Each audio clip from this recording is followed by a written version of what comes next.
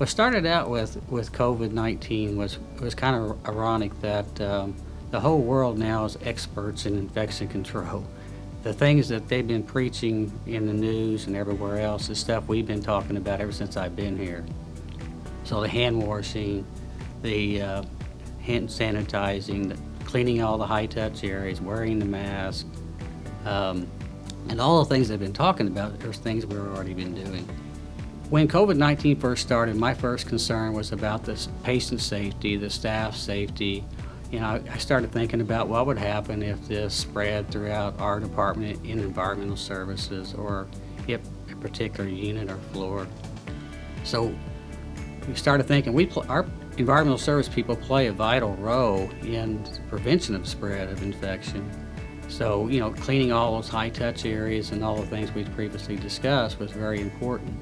And I was concerned about our staff, how they felt, being front line out there cleaning in the patient environment. So we couldn't meet with our staff, so I had to go up to the floors one-on-one or maybe groups of two and discuss and reinforce all the protective procedures, question them about, concerns they had and try to help everybody feel more comfortable as long as we followed the guidelines that we were given. We also had CDC come out with some guidelines for, environmental service staff on how to clean in the patient COVID-19 rooms, and so we went and put all that information into a policy. I printed out everybody a copy of the policy and gave it to all the employees, and we discussed all the things we needed to do to work safely. And then one other thing I thought was interesting to share. We do what we call a black light inspection, and this is where we go into a discharge patient room, and we'll go in and we'll mark a chemical on all the high-touch areas and surfaces. And then we'll wait until it's been cleaned, and we'll come back with a black light, and we inspect that to make sure all these high-touch areas have been cleaned. And these are all things we've been doing for as long as I can remember. So, to make sure that we are providing a safe environment.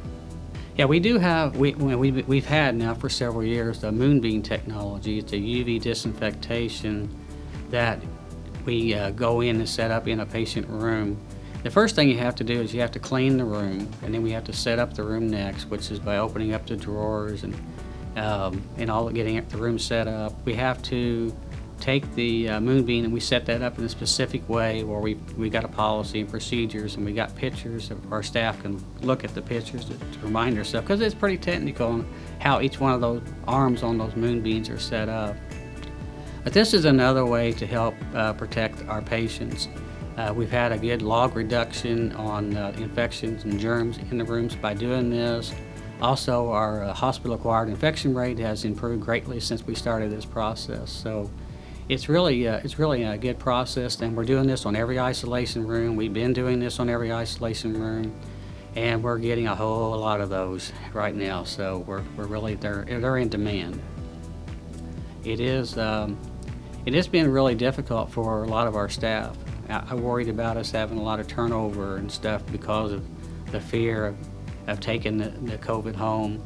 You'd be surprised how many of our people, when I talk to them, that before they even walk in their house, the first thing they do is take off their clothes. They jump in the showers every day. They're doing this kind of stuff just to make sure they don't provide or transmit this to their kids or their loved ones.